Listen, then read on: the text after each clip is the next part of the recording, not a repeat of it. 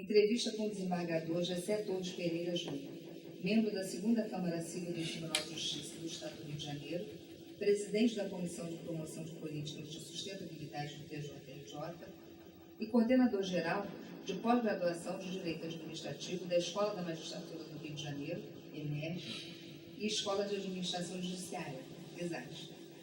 Tema: Gestão Pública. Vossa Excelência poderia traçar um pequeno histórico dos principais modelos da atuação da administração pública até os dias de hoje? Para não irmos muito longe na história, vamos até o ano de 1873, na cidade de Bordeaux, na França, que é um porto muito famoso, muito importante para a economia francesa até hoje. Lá funcionava a sede de uma empresa pública que integrava a administração pública francesa, que negociava com importação e exportação de tabaco. Um dos veículos desta empresa, naquele ano, 1873, atropelou uma menina de 5 anos e meio, chamada Agnès Blanco. E, em razão desse atropelamento, a Agnes perdeu uma das pernas. Sua família ingressa com uma demanda no Tribunal de Justiça de Bordeaux, pedindo uma indenização pelas perdas e pelo sofrimento de Agnes a esta empresa de tabaco que integrava a administração pública francesa. O Tribunal de Bordeaux se deu por incompetente para examinar a questão, porque era um tribunal de justiça comum, ao passo que na França vige o sistema da jurisdição administrativa ao lado da jurisdição judicial. E as questões que envolvem entidades da administração pública, atos da administração, são questões que devam ser conhecidas e resolvidas por esses tribunais administrativos. Então, o Tribunal de Justiça de Bordeaux não tem competência. Declinou. A questão foi, então, para o Conselho de Estado, que é exatamente a instância que, na organização francesa, desde então, examina e decide, em grau terminativo, as questões de interesse da administração pública francesa. E o Conselho de Estado também não tem competência, porque isso foi um acidente que deve ser regido pelo Código Civil. E eu só examino atos da administração. Eu não examino acidentes. A matéria foi, então, para a solução do Tribunal de Conflitos da França, para saber qual o tribunal, qual a justiça francesa que deveria conhecer e decidir a demanda. E o Tribunal de Conflitos dirimiu este conflito, dizendo que era o Conselho de Estado que deveria examinar a questão, e se não houvesse regras específicas para enquadrar a responsabilidade de uma empresa pública da administração francesa por um acidente que provocou lesões a um particular, então que o Conselho de Estado desenvolvesse essas regras e normas que seriam alheias ao direito comum, estariam à parte do Código Civil. É daí, exatamente daí, que nasce esta síntese de que o direito administrativo é aquele que define princípios e normas que estão aptos a reger a atividade do Estado de forma a não necessitar da aplicação do direito comum, do direito privado, do direito civil. Mas o curioso é que, nesta decisão, o Tribunal de Conflitos recomenda ao Conselho de Estado que crie as normas que fossem necessárias de tal maneira que o interesse público prevalecesse. Então, vejam, e a doutrina faz esta triste constatação de que o direito administrativo nasceu com um vício, né, muito feio. Diante de uma menina com a perna amputada de 5 anos e meio, recomendava o Tribunal de Conflito de Conselho de Estado assim passou a agir, que prevalecesse o interesse público. O interesse da administração estava acima do interesse desta menina. Isto mostra exatamente como, naquele tempo, se considerava a hierarquia existente entre a administração do Estado e a sociedade civil. A administração do Estado era onipotente, praticamente. Era o Estado subordinante e a sociedade civil a ele subordinada. Era assim que as coisas ocorriam no século XIX. No século XX, assim continuou. O direito administrativo nasce mal, nasce com este vício pavoroso de ser um direito a serviço da autoridade, com todas as suas deformações, a autoridade para impor, para comandar e a exigir obediência, e a sociedade civil ali posta para obedecer, para fazer aquilo que o Estado determinasse que fosse feito. E os agentes do Estado tinham, por conseguinte, este grande poder em suas mãos. Era assim. Foi este o caminho, a certidão de batismo, digamos assim, de nascimento deste novo ramo das ciências jurídicas, que ali começava a sua existência como ramo autônomo das ciências jurídicas, o direito administrativo. Nasce com Larrey Blanco, o caso da menina Agnes Blanco, em que ficava claro que o direito administrativo era a parte do direito comum, mas para que prevalecessem os interesses do Estado em relação aos interesses da sociedade civil. Autoritarismo estatal. Isto vai assim até meados do século XX. As duas grandes guerras mundiais provocam uma grande revisão dessa situação. A sociedade civil, os estados, os administradores públicos verificam que esse Estado levava necessariamente à violência, levava necessariamente a uma inversão da ordem de prioridades, e foi a partir da Segunda Grande Guerra Mundial, 39 e 45, que as coisas começam a se inverter. Reabre-se a visão da Constituição não como mais um documento que traçasse o predomínio do Estado em relação aos cidadãos, mas sim uma ordem estabelecida para que o Estado estivesse a serviço da sociedade. Começa a haver uma inversão no chamado neocolonialismo. Todas as constituições que se proclamam depois da Segunda Grande Guerra Mundial, década de 50 em diante, a francesa, a italiana, a alemã, a portuguesa, a espanhola, a brasileira, a nossa, todas as constituições proclamadas a partir de então começam a desenvolver uma outra percepção dessa relação entre Estado e sociedade. E hoje, todas as constituições vigentes no mundo ocidental proclamam alguns paradigmas essenciais que dão uma conformação inteiramente nova ao que seja o direito administrativo, ao que seja o Estado em face da sociedade civil, em face da cidadania. E é essa grande discussão que domina hoje. É a grande discussão. Nas faculdades, na doutrina, na jurisprudência, entre os agentes públicos, há ainda um espírito conservador que pensa que o poder do Estado é onipotente, e há esse outro espírito que, a partir daquele triste episódio que inaugura o direito administrativo onipotente, começa a construir uma nova ordem. Que paradigmas seriam, então, os balizadores dessa nova ordem? Eu costumo me referir a 8 paradigmas novos. O primeiro deles, a supremacia da Constituição.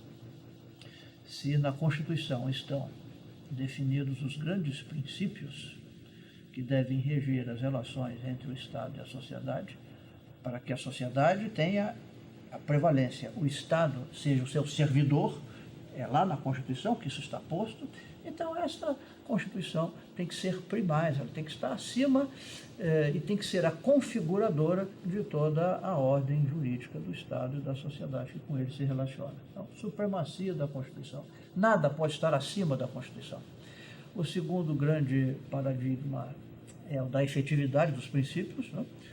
Veja, no meu tempo de bacharelado, década de 60, né, os manuais todos diziam que os princípios eram normas gerais impessoais e abstratas e desprovidas de eficácia e de sanção, porque tinham uma natureza apenas programática. O que se enunciava como princípio visava apenas dizer o que a sociedade deveria aspirar num futuro indeterminado. Hoje, com princípios colocados no texto da Constituição, tal como aqueles que estão na cabeça do artigo 37 da nossa Carta de 88, nós temos a moralidade, a legalidade, a eficiência, né, colocados como princípios regentes da atividade administrativa do Estado em todos os seus poderes constituídos, todos.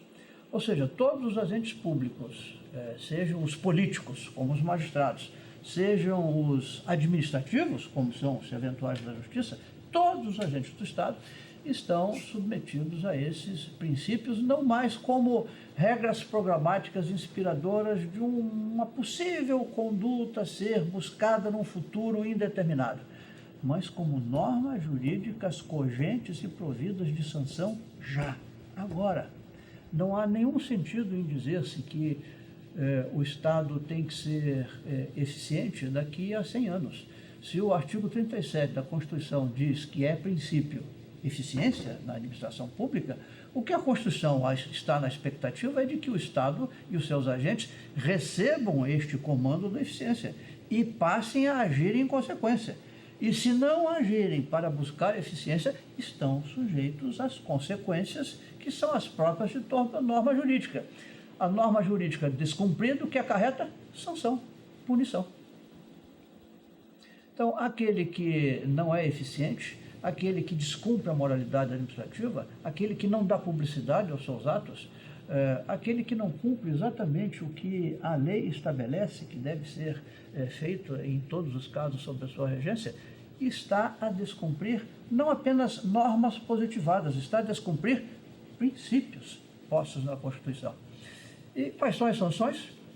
A ordem jurídica brasileira prevê desde a década de 90, por conseguinte já em vigor a Constituição de 1988, que há sanções para casos de improbidade administrativa. Então, além daquelas irregularidades que os agentes públicos podem cometer no exercício das suas funções, irregularidades administrativas, há outras ainda mais graves, mais severamente punidas, que são os chamados atos ímprobos, os atos de improbidade contra a administração pública. E esta lei define 3 grandes categorias de atos de improbidade. Há ato de improbidade configurado como aquele em que há lesão ao erário, que o agente público age de tal maneira a provocar lesão ao erário público. Há ato de improbidade administrativa quando o agente, embora não provoque lesão, obtém vantagens para si mesmo. E há atos de improbidade administrativa quando o agente, mesmo não obtendo vantagens pessoais, nem provocando lesão material à administração pública, descumpre princípios.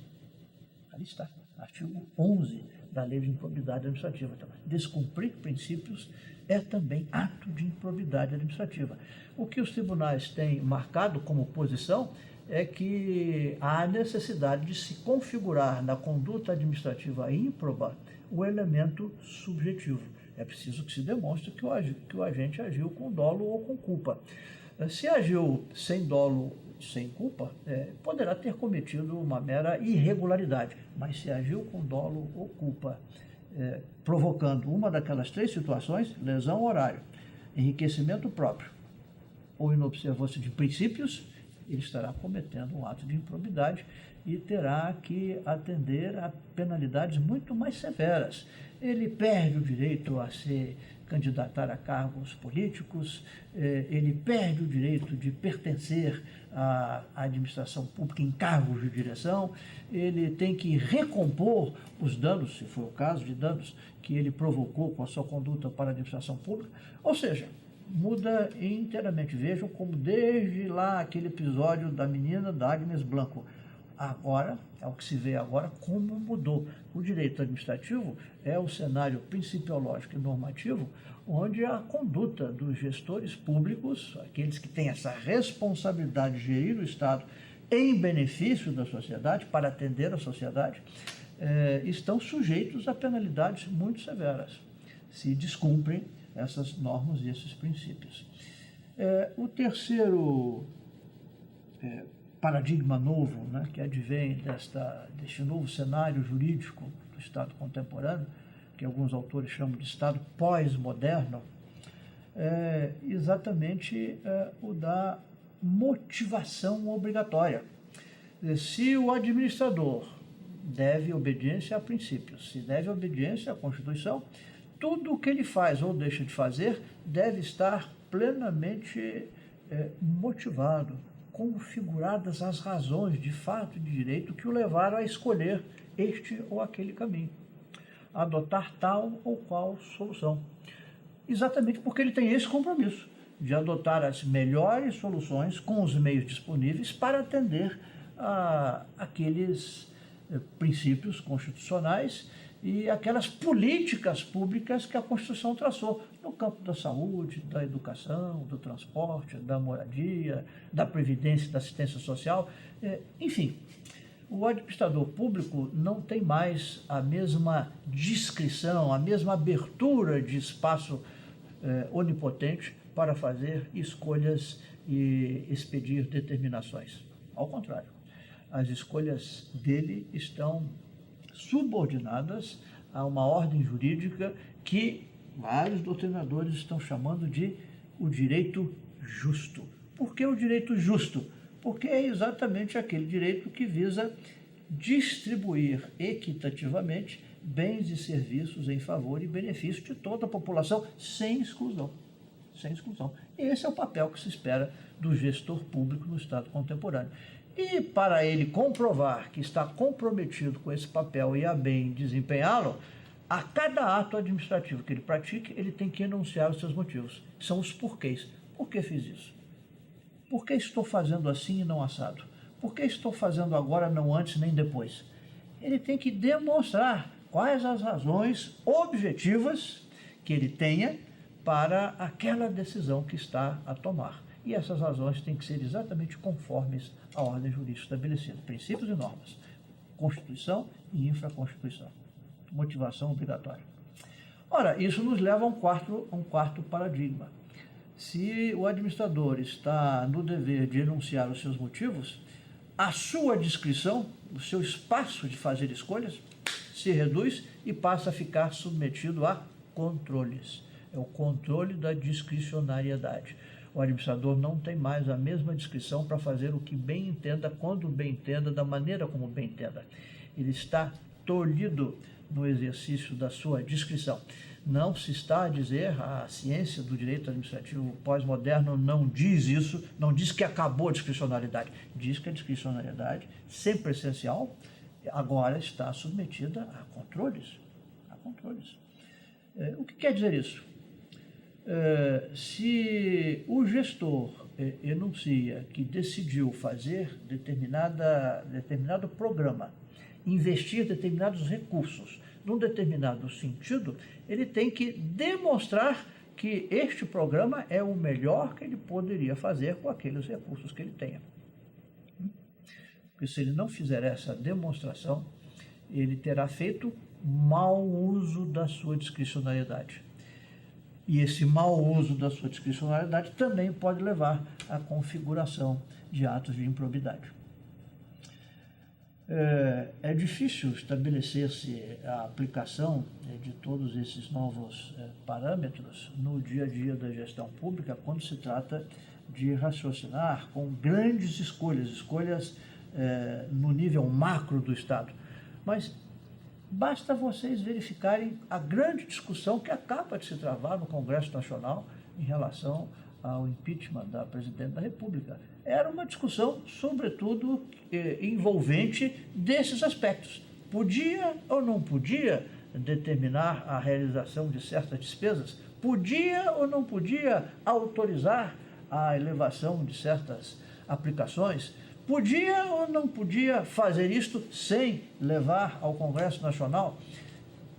São todas questões que lá no tempo de Agnes Blanco, 1873, nem passariam pela cabeça de ninguém questionar, porque o Estado tinha o poder e logo os seus gestores tinham todo o poder de tomar as decisões que bem quisessem. Não é mais assim. Qualquer decisão que o agente público tome hoje, no exercício que se pretenda legítimo da sua autoridade, deve estar muito bem fundamentada, muito bem motivada, dentro dos limites da ordem jurídica que tolhem a sua discrição, que antes era absoluta. Então, supremacia da Constituição, efetividade dos princípios, motivação obrigatória, controle da discricionariedade. E tudo isso está onde? No quinto paradigma, nos autos do processo. Não é possível que o gestor público possa tomar as suas decisões fora de um ambiente formalmente predisposto a controles. O ambiente formalmente predisposto a controles é o processo administrativo.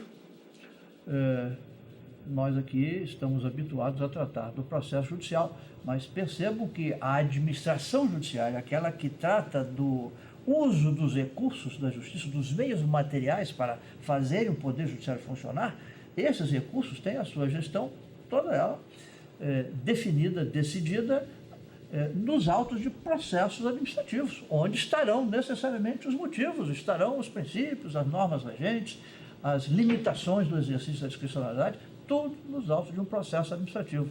E esse processo administrativo vai ser controlado por quem? Não só pelos próprios gestores, como pelas instâncias de controle externo, os tribunais de contas, né? Todos, também neste episódio todo que abalou tanto e comoveu tanto o país, né, do impeachment da presidente Dilma, percebam como o papel do Tribunal de Contas da União foi relevantíssimo. Ele praticamente levantou a questão, olha, isso aqui está errado, não pode ser assim, tem que ser assim, tem que ouvir o Congresso, tem que remeter. Ele começou a levantar um problema que somente tinha sido levantado há muitos anos atrás e depois se esqueceu. Por quê? Porque não era inerente à ordem jurídica de todos esses anos no século XX que o gestor público estivesse tão tolhido no exercício dos seus poderes, da sua autoridade, da sua discrição. Agora está. Agora está. E se não atentar bem para isto, se não se conduzir assim, nós estaremos nos encaminhando para a responsabilidade. A responsabilidade subjetiva de todos os agentes, comprovando dolo culpa vai responder objetivamente, e a responsabilidade objetiva do Estado, ou seja, aquela que levaria lá a empresa pública de tabaco a indenizar a menina quando o seu veículo lhe provocou uma lesão tão grave. Essa responsabilidade, que é objetiva, não importa culpa ou dano, importa que houve o dano e entre esse dano e a ação ou omissão do Estado há uma ponte, há um nexo de causalidade. Havendo esse nexo, haverá a obrigação reparatória, responsabilidade objetiva, que é um outro grande vetor desses paradigmas do Estado pós-moderno, do Estado contemporâneo. E tudo isso envolve duas categorias muito novas, né? Muito novas de cogitação. O Estado sozinho pode alguma coisa, mas não pode tudo, ou não pode tudo que seria desejado pela sociedade civil. Talvez seja um problema brasileiro sério, grave, muito grave. O brasileiro, a cultura brasileira espera muito, se não tudo, do Estado. O Estado não pode fazer tudo. Há que haver a busca de consensos, de cooperação, de colaboração, através de instrumentos também modernos, sobretudo convênios, ajustes que possam combinar os recursos públicos com recursos privados em favor de programas e projetos que atendam às necessidades da população como um todo, sem exclusão de quem quer que seja. A grande proposta do Estado contemporâneo é a busca de consensos. Eu lhes confesso que tinha alguma dificuldade, como veterano e antigo professor de direito administrativo, lá começando a carreira em meados do século passado, de entender como que a autoridade administrativa do Estado precisa de obter consenso para tomar as suas decisões e por que um consenso é que levaria a uma decisão superior quanto aos resultados que se queiram obter. Até que, aqui no exercício da magistratura, recebi como relator um recurso de apelação contra uma inusitada conduta de uma empresa concessionária de energia elétrica que deixou o campo de trabalho numa comunidade ali na Praia de Ramos, onde aquele projeto do falecido e saudoso prefeito Conde, chamado Favela Bairro, havia definido que deveria ocorrer uma grande reforma da estrutura de energia elétrica. Né? Aquelas redes horrorosas, clandestinas, exploradas por terceiros, que põem em risco a população, essa rede seria substituída nessa comunidade por uma rede subterrânea, moderníssima, coisa de primeiro mundo. E o município contratou com a Light fazer esse trabalho. E a Light começou o seu trabalho, lá pelas tantas, retirou todo mundo, foi embora, não deu mais satisfações. E a associação entrou com uma demanda para obrigar a Light a retornar ao trabalho. E essa demanda terminou dando razão à Light. Houve o recurso da associação e esse recurso foi distribuído livremente à segunda Câmara, à minha relatoria.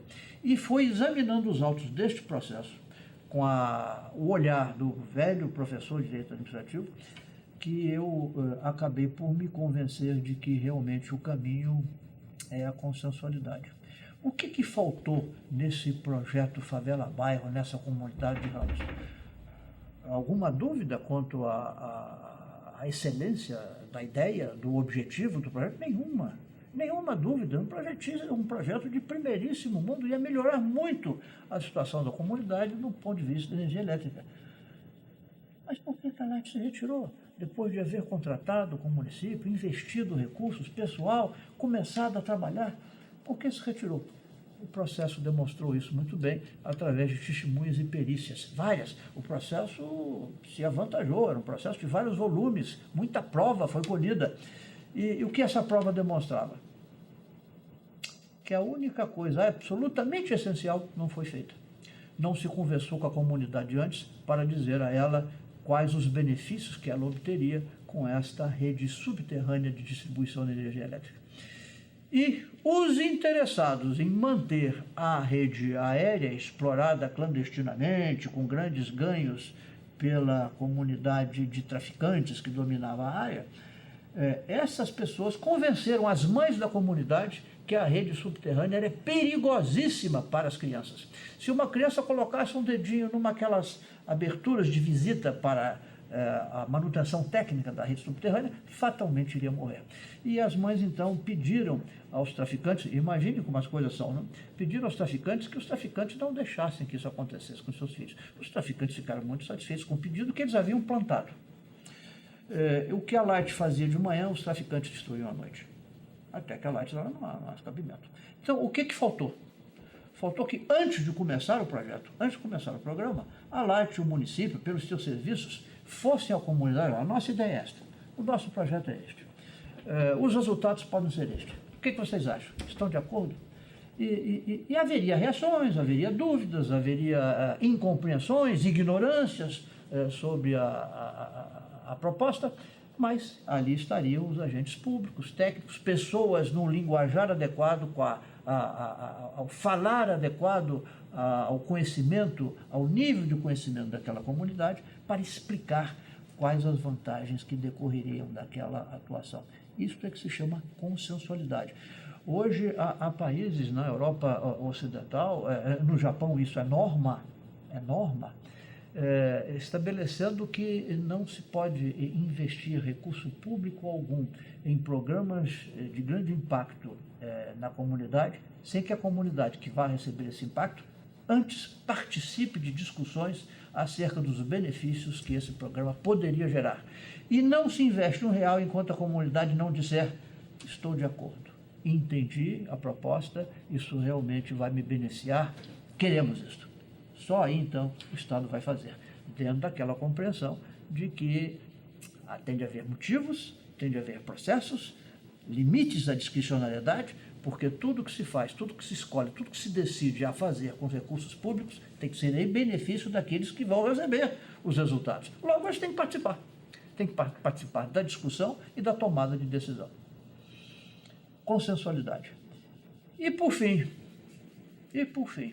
ingressa da década de 70 para cá, neste conjunto de novos paradigmas, de novas orientações, a conduta que devem ter os agentes públicos em todos os poderes do Estado, ingressa o que se chama de sustentabilidade. Sustentabilidade. É coisa simples de entender, mas difícil de explicar. Para que ela se torne fácil ao entendimento da população, ela tem que ser bem explicada. E os exemplos estão ao nosso alcance para tornar a explicação fácil.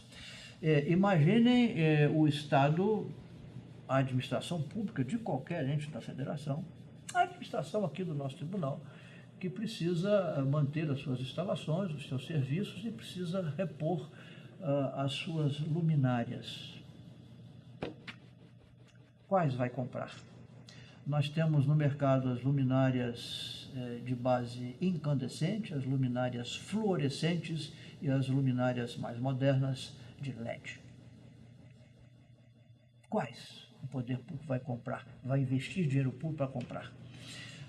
A mais barata? Este é o problema que a cultura administrativa contemporânea está a enfrentar. A cultura do que é mais barato. Recurso público só pode ser usado para comprar o que for mais barato. Sim, mas o que for mais barato hoje, será mais barato amanhã e depois? A sustentabilidade entra nesta consideração, nesta reflexão, para mostrar que o mais barato hoje pode ser muito mais caro amanhã. E neste singelo exemplo do tipo de luminária a ser adquirido para repor as necessidades das instalações públicas, está o assunto muito bem esclarecido. A luminária incandescente, baratinha, dura pouco, queima rápido e puxa muito energia. A fluorescente dura um pouquinho mais, mas gasta muita energia e é um pouquinho mais cara. E a LED, bem mais cara por enquanto, mas puxa um pouquinho de energia, 10 vezes menos energia e dura 15 vezes mais no tempo do que as outras espécies. O que é melhor para a sustentabilidade quando você põe na mesa das suas considerações que energia elétrica é um bem que deve ser preservado. Nós estamos com dificuldades, sobretudo numa matriz energética que precisa muito de recursos hídricos, quando nos faltam esses recursos hídricos, se vai embora a eletricidade. Então nós temos que ter instalações elétricas que gastem menos, custem menos, resistam mais e passem a não apenas a depender de recursos naturais finitos, mas também a depender de recursos naturais que podem ser economizáveis. Energia solar, vento, energia eólica. Este é o recado da sustentabilidade. O homem tem que buscar, no mundo contemporâneo, onde a população cresceu em bilhões em pouco tempo, no mundo contemporâneo, onde muitos mais milhões de seres humanos vão precisar de se alimentar, vão precisar de ter trabalho, vão precisar de se locomover, vão precisar de moradia, vão precisar de água e de alimento. Muitos mais milhões de pessoas vão precisar disso. O homem tem que buscar caminhos que tornem harmonizada a convivência entre o que nós consumimos, o que nós gastamos, o que nós precisamos e o que nós vamos encontrar na natureza à nossa disposição para ser transformado nesses bens e serviços de que nós necessitamos. Se nós não fizermos isso, as projeções são de que em algum tempo, talvez 50, 100 anos, vamos ter enormes dificuldades para dar emprego a todo mundo, para dar casa e comida a todo mundo, para atender as necessidades básicas do ser humano, se nós continuarmos a lesar o equilíbrio natural como estamos lesando. Esta é a questão da sustentabilidade. Como ela mexe muito com a natureza, há quem imagine a sustentabilidade apenas relacionada ao meio ambiente, mas isto não é correto. A sustentabilidade reúne esses três segmentos da nossa vida: o social, o econômico e o ambiental, porque eles se interpenetram, eles se tornam interdependentes. E se nós não soubermos administrar isso muito bem, vai nos faltar, se não agora, nas futuras gerações.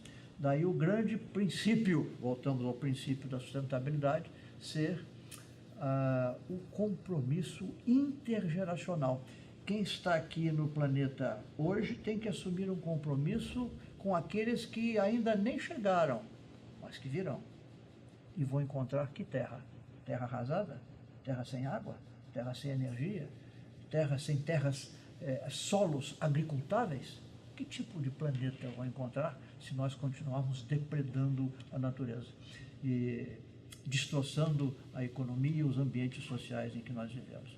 Então, o compromisso intergeracional é o sustentáculo da ideia da sustentabilidade e que repassa à gestão pública novos encargos, novas obrigações. Eu não posso mais fazer licitações, elaborar editais de licitação, comprometer recursos do orçamento sem uma profunda consideração, um profundo exame sobre o que é e o que não é sustentável daquilo que eu quero contratar, seja em material, seja em serviço, seja em obra. O que é que eu faço com os resíduos? Há resíduos que podem ser transformados, reciclados, ou lançá-los fora. O que é que eu faço com a contaminação que algum tipo de resíduo faz com o meio ambiente? Vou deixar que contamine? Ou seja, a sustentabilidade começa a desafiar a gestão pública com uma série de cuidados, objetivos que devem ser tomados quando nós definimos prioridades de investimentos, de compras, de aquisições. Muda tudo. E eu tenho dito aos meus alunos que agradeço muito uma oportunidade que tive de visitar, alguns anos atrás, o berço da sustentabilidade como um movimento ético, científico, que são os países nórdicos. E pude comparar o que acontece lá e o que acontece cá. Lá é o berço da sustentabilidade, por quê? Por uma razão de grande singeleza e fatalidade. Se as pessoas não se planejarem durante o verão para o que vai acontecer durante o inverno e não tomarem as providências que devem ser tomadas para que preservem energia, iluminação, alimentação, água, se não fizerem isso no verão, no inverno serão mortos, ou quase mortos. Haverá um determinismo climático inclemente. As temperaturas caem muitíssimo, o solo se torna inaproveitável, nada mais nasce naquele período e as pessoas não têm o que comer, não têm o que beber. Então elas têm que saber planejar. O grande desafio da sustentabilidade da gestão pública moderna, pós-moderna, é saber planejar. Planejar com a sustentabilidade, porque não sabendo planejar, vai faltar, vai comprometer, inclusive levando à morte. Muito bem, em certas áreas do nosso planeta, e isto é assim, 8 ou 80, ou planeja ou morre. Em outras não. Em outras áreas do planeta, a cultura, os hábitos, as tradições vão levando a uma certa acomodação, um certo relaxamento. Não, deixa para amanhã, não precisa pensar nisso agora não. Vamos à praia agora. O sol está magnífico, não precisa planejar isso agora. Para que perder tempo com isso? Amanhã a gente vê isso. Então, a cultura brasileira, a gestão cultural brasileira está permeada por esse padrão de acomodação, porque nós vivemos, felizmente ou infelizmente, numa região do planeta onde as coisas são facilitadas ao homem. Em outras regiões do planeta não é assim. Ou você planeja para quando a inclemência da natureza vier, ou você está de cuidado. Mas será que nós teríamos que esperar que viesse ao nosso país, ou a países como o nosso, esse tipo de situação para aí então aprendermos a planejar? Francamente. Vamos esperar que o nosso Nordeste se devaste, que os nossos cursos de água morram? Vamos esperar que o nosso solo tão agricultável em tantas extensões se torne árido? Vamos contaminar a nossa atmosfera até que ela se torne um veículo permanente de doenças, de enfermidades? Vamos esperar que isso aconteça para planejar o nosso futuro? Francamente, temos que mudar a nossa postura. E essa mudança tem que ser cultural, tem que ser pela educação, tem que ser entre os cidadãos, os particulares e, sobretudo, entre os agentes públicos, os políticos, os administrativos. Os serviços públicos têm que mudar. O direito administrativo tem que mudar. Tem que valorizar o planejamento, tem que valorizar o controle, tem que valorizar esses novos paradigmas. Até o paradigma da Constituição entra nisso? Sim, o artigo 225 da nossa Constituição de 1988 prevê exatamente isso.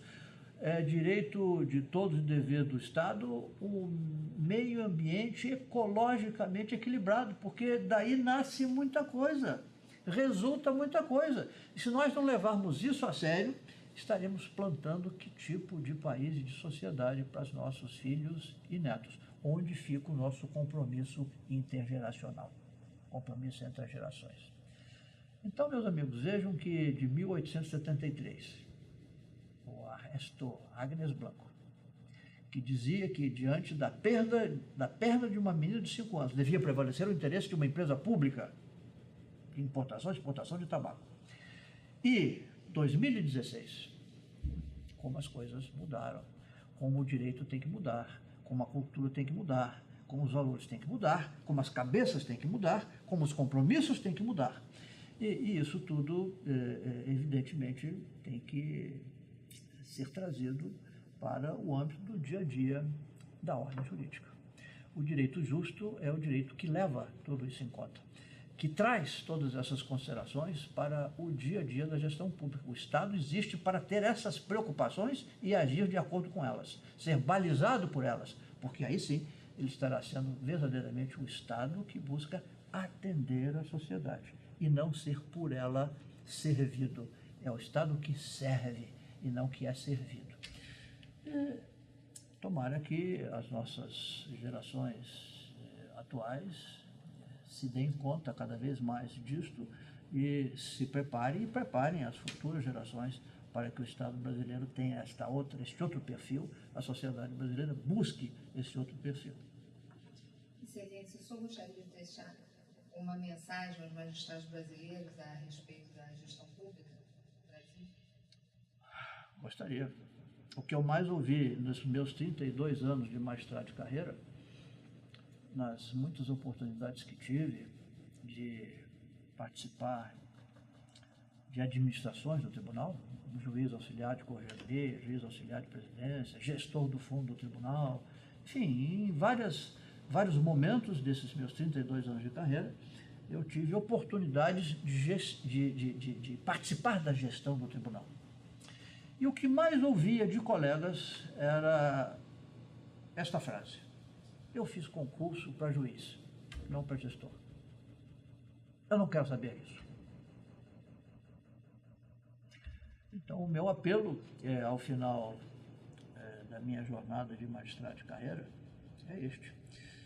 O juiz também tem que se preocupar com a gestão da sua serventia, com o bem-estar dos seus servidores e serventuários sob a sua direção, porque é daí que se vai extrair uma boa tutela jurisdicional. Ninguém consegue entregar bem a jurisdição se não estiver conectado com todas essas dificuldades que hoje assolam o conviver social, econômico e político. E o juiz tem que fazer parte disso. Ele não pode se isolar. Né? Quantas e quantas vezes magistrados antigos diziam isso? O juiz está no isolamento das suas reflexões quando parte para tomar uma decisão. Pode ser que há anos atrás fosse assim, ou devesse ser assim. Hoje, se o juiz fizer isso, ele está se desconectando do mundo. Este mundo que ele tem que levar em conta, porque é um mundo que pressiona o dia a dia das pessoas das mais variadas maneiras, para o bem e para o mal. E quando ele for julgar alguém, alguma conduta, algum conflito, ele tem que levar em conta todas essas circunstâncias, situações que pressionaram A, B ou C, as partes de um processo, a chegarem àquela relação conflituosa que agora lhe cabe decidir e compor. O juiz tem que ter esta visão.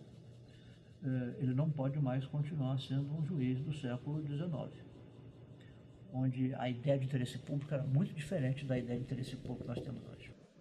Muito obrigada. O IMB agradece.